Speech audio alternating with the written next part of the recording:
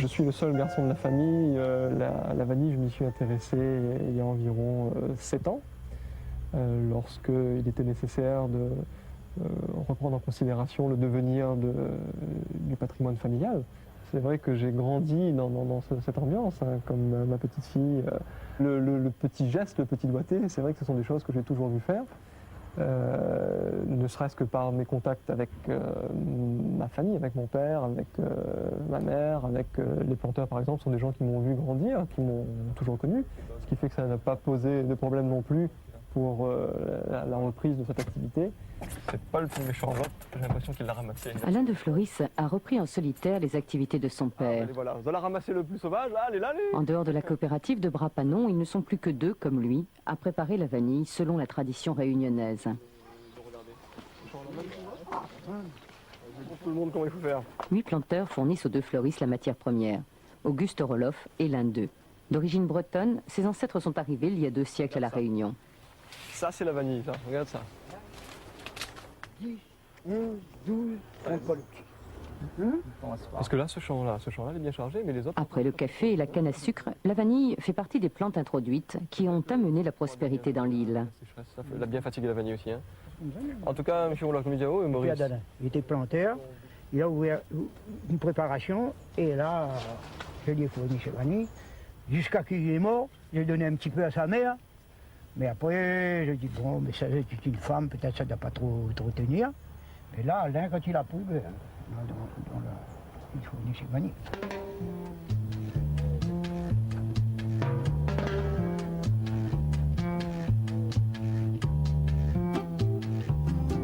Ouais, cool. Alors, à midi ce matin, Grand Moon n'est pas là? Hein? Grand Moon sort de baigner, dis-moi sort de baigner. Face à un marché difficile, Alain de Floris a ouvert la Maison de la Vanille. Il compte sur la venue des touristes pour perpétuer la tradition et faire comprendre que les matières premières rares se méritent et coûtent cher, aidé en cela par Lucienne, sa mère. Et voici les 3 générations, la grand-mère, le fils et la petite-fille. Voilà. Le fils qui est tombé dans la vanille, comme Obélix était tombé dans la potion magique à l'époque. Et donc, il n'y a pas eu beaucoup de difficultés à reprendre le métier. C'est dans la première partie du 19e siècle que sera introduite la vanille à La Réunion. En 50 ans, la production passera d'1 tonne à 200 tonnes.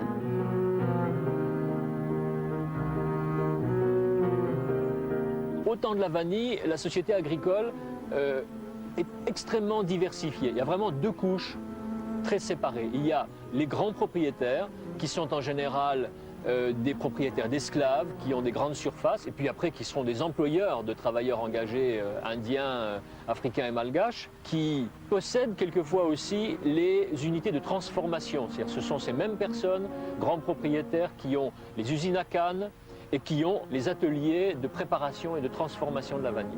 Et tout en bas, il y a une couche énorme de gens appauvris qu'on appelle les petits blancs. Leur population est augmentée après l'abolition de l'esclavage par un certain nombre d'anciens esclaves qui ne veulent plus travailler pour leurs anciens maîtres. Et tous ces gens-là essaient des petites cultures. Il y a aujourd'hui 2, 3 ateliers de préparation de vanille à La Réunion, alors qu'on peut considérer qu'il reste une centaine de planteurs qui font de quelques kilos à quelques dizaines de kilos de vanille verte.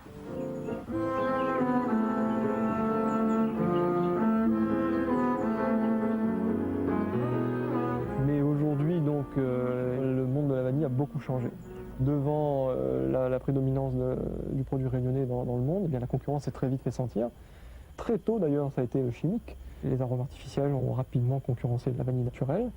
Depuis que nous avons ouvert le site au public, nous véhiculons l'emblème que représente la vanille pour notre île. Une guirlande de vanille encadre d'ailleurs l'emblème de La Réunion, avec la devise « Je fleurirai partout où je m'accrocherai » qui était celle de la Compagnie des Indes.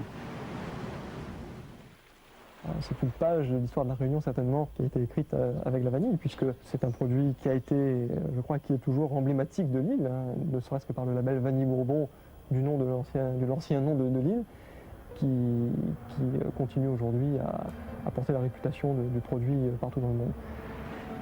Avant de prospérer sur l'ancienne île Bourbon, la vanille a déjà fait un long voyage.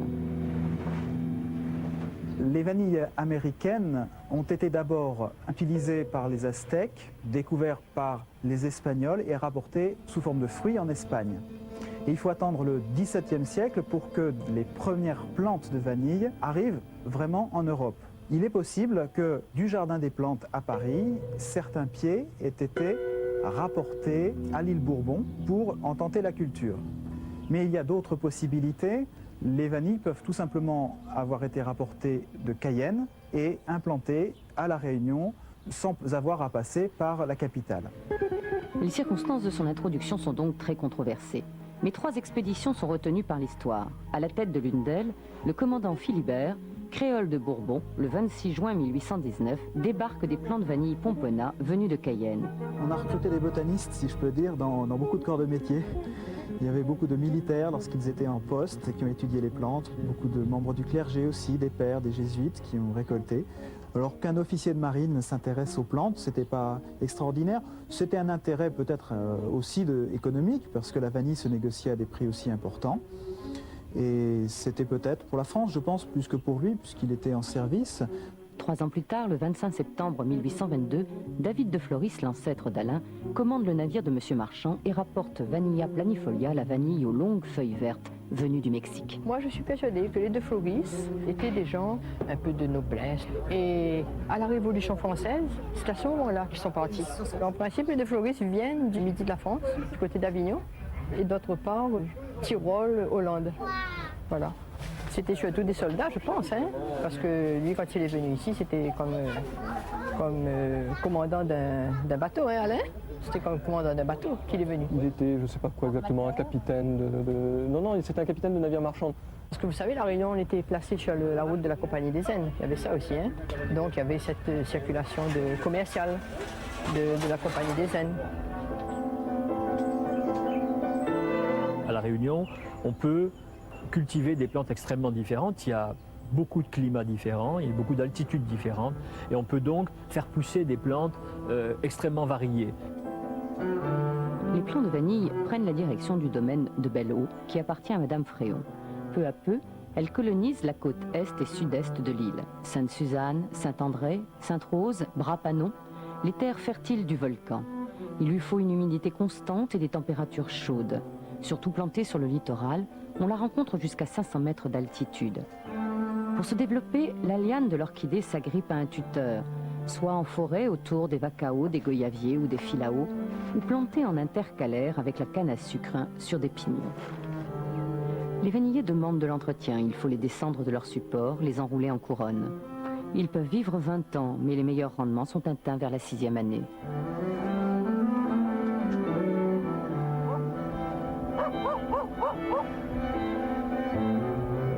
Incontestablement, la vanille présente un aspect mystérieux et un aspect, je dirais, intriguant dans son processus de maturation depuis la liane de vanille elle-même qui est une orchidée.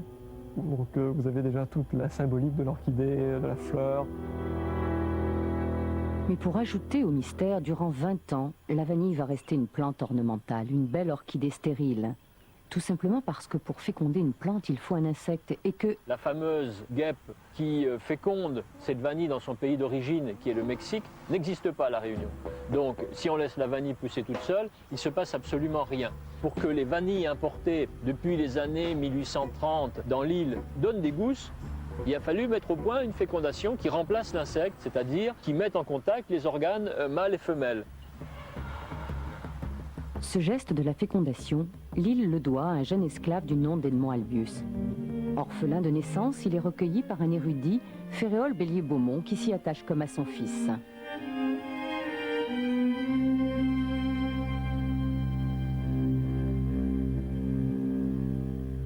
Albius est un personnage légendaire et comme tous les personnages légendaires, il y a des parts de mystère dans leur histoire.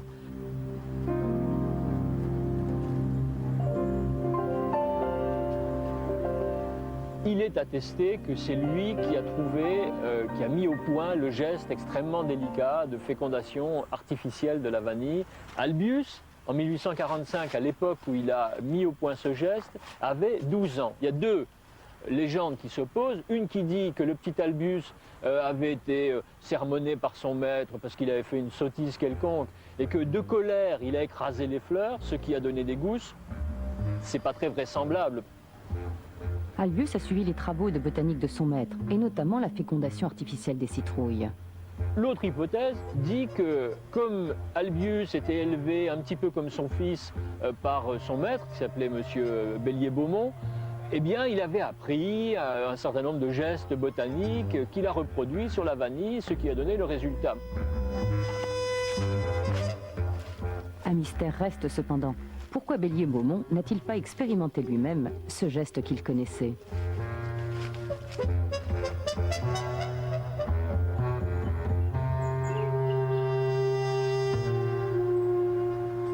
Bélier-Beaumont, voyant qu'il a des gousses, invite tous les grands propriétaires de la région, donc des monsieur d'eux, enfin des gens extrêmement riches. Donc ce petit Albius, d'un seul coup, devient un personnage important qu'on écoute, dont on observe les gestes, des gestes qui sont perfectionnés, répétés et mis dans des espèces de manuels du parfait planteur. Cette découverte enrichit de nombreux planteurs et fait la renommée de la vanille Bourbon. Mais cela ne rapporte rien à Albius. Il lui faudra attendre le 20 décembre 1848, comme 60 000 autres esclaves, pour être affranchi, et il mourra dans la misère. Ce qui est intéressant de noter, c'est que ce processus de pollinisation a été découvert bien avant l'étude de Darwin sur la pollinisation des orchidées. Darwin, en effet, a réussi à montrer qu'il y avait une adaptation de la fleur d'orchidée à l'insecte qui le pollinise. Mais ça, cette histoire s'est déroulée 20 ans après. Aujourd'hui, plus d'un siècle après la découverte d'Albius, le même geste se perpétue.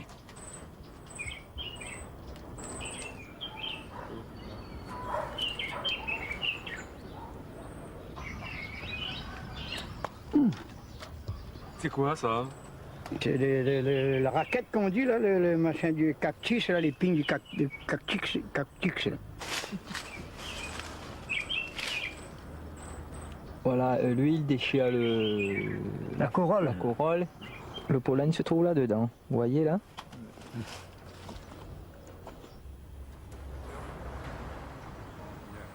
Il a fallu mettre au point une fécondation qui remplace l'insecte, c'est-à-dire qui mette en contact les organes mâles et femelles. Or, ces organes sont séparés dans la fleur par une espèce de petit label. Ah non, il ne faut pas trembler. Si on tremble, le pollen, par terre, c'est fini. Hein. Ouais. Il y a une autre façon, c'est comme ça. C'est un geste complexe qu'il faut faire dans certaines conditions très tôt le matin parce que la fleur meurt vite. En principe, ce travail est réservé aux femmes et aux enfants. Mais Auguste Roloff pollinise encore entre 700 et 1200 fleurs jour, avec ses yeux de 71 ans. Là, vous ne pouvez pas la faire mécaniquement. Hein. Ça, on est obligé de faire manuellement. Voilà, vous avez la fécondation, mais qu'est-ce que vous allez faire mécaniquement là-dedans? Il n'y a rien. L'impossible mécanisation et l'augmentation du coût de la main-d'œuvre ont précipité la crise. Peu à peu, la vanille Bourbon a été cultivée avec succès dans tout le bassin des Comores et surtout à Madagascar. Je voudrais avoir le champ, vous d'avoir toute peau. Ah ben, on connaît, c'est ça pour faire, pour montrer. Mais il faut partager un petit peu. Ah, il faut partager chacun son métier et on peut pas tout bien faire, vous avez bien raison. Monsieur Wolof, il a un secret? Le seul secret serait le travail. C'est d'être assidu au travail, de ne pas laisser les lianes s'abîmer, de ne pas perdre le moment de la fécondation des fleurs, de bien entretenir le pied de vanille. Voilà, ce sont les seuls secrets. Il reste donc quelques planteurs, mais les préparateurs de vanille sérieux ne sont plus que 2 sur l'île de la Réunion. Et c'est leur savoir-faire qui confère à la vanille mûre l'agréable parfum qui l'a fait tant rechercher. Jusqu'en 1851 et depuis les Aztèques, on laisse mûrir librement la gousse en l'exposant alternativement au soleil et à l'ombre. Mais en 1851, Ernest Loupi, planteur de Saint-André, met en place un procédé particulier à l'eau bouillante. Ce procédé, David de Floris va l'améliorer et le publier sous le nom de procédé réunionnais, un des plus performants du monde.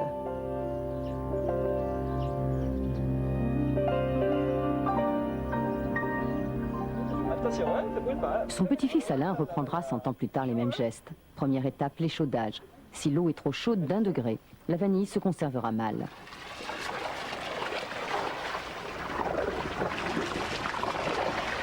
Voilà, bon, on pense. Bon, là, reste pas degré. Ouais. Alain, vas-y, comme tu as un thermomètre, s'il te plaît. Ouais. Là, d'à peu près, il y a 67, 66 degrés. Là. À l'époque, ils faisaient ça à la main. Hein, mon... Le thermomètre, on va voir. Là, déjà 66. Vous voyez, 66. C'est la température. Donc c'est assez précis à 1 degré près. Et ensuite, on va couler la vanille pendant 3 minutes dans cette température. Voilà. Ce que je fais là s'appelle l'échaudage. Et ça consiste à mortifier la vanille. C'est-à-dire qu'en la plongeant dans de l'eau très chaude, on va stopper la vie végétative des gousses, ce qui va empêcher la poursuite du mûrissement, qui se traduit par l'éclatement des vanilles. Et ça, c'est ce qui arrive lorsque les vanilles dépassent le stade de mûrissement. Et bien sûr, en éclatant comme ceci, les vanilles vont libérer les petites graines qui sont à l'intérieur et qui sont précisément aromatiques. Oh là là, excusez-moi, mais j'ai mes 3 minutes à respecter. Aldo, viens, vous vite là. Attention à la caméra. Voilà, levez.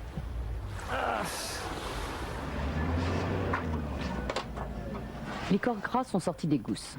Commence l'étuvage dans de grandes caisses capitonnées de laine. Pendant 12 à 14 heures, la vanille sue et change de couleur.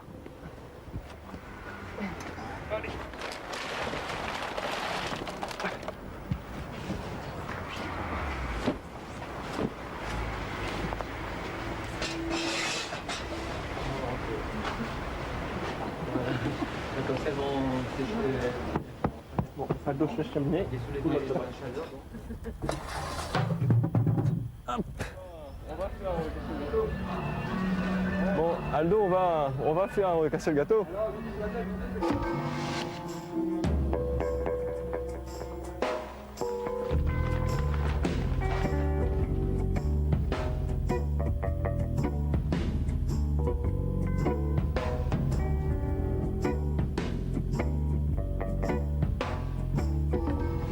On dit qu'un échaudage bien réussi attire les abeilles, alors que s'il a été loupé, c'est les mouches qui viennent.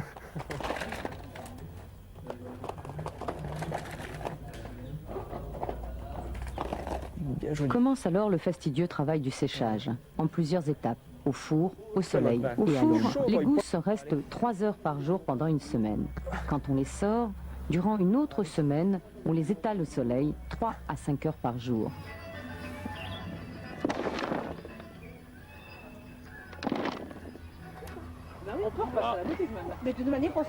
À la Maison de la Vanille, les touristes prennent part aux opérations. Et pendant ce temps, les gousses perdent leur eau et deviennent plus souples. On les rentre en fin d'après-midi et dès qu'il pleut.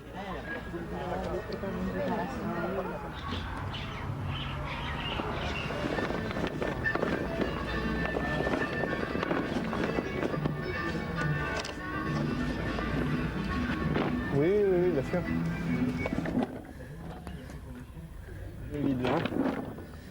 Allez, on va faire le plein.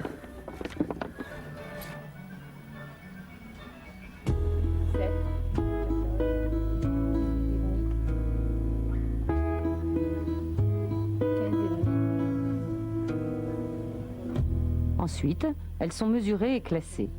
Ce qui fait la valeur commerciale de la vanille, c'est sa longueur. Un arrêté du 2 octobre 1946 fixe les normes auxquelles doit se soumettre la vanille d'exportation et lui permettre d'obtenir son label Bourbon, le plus réputé.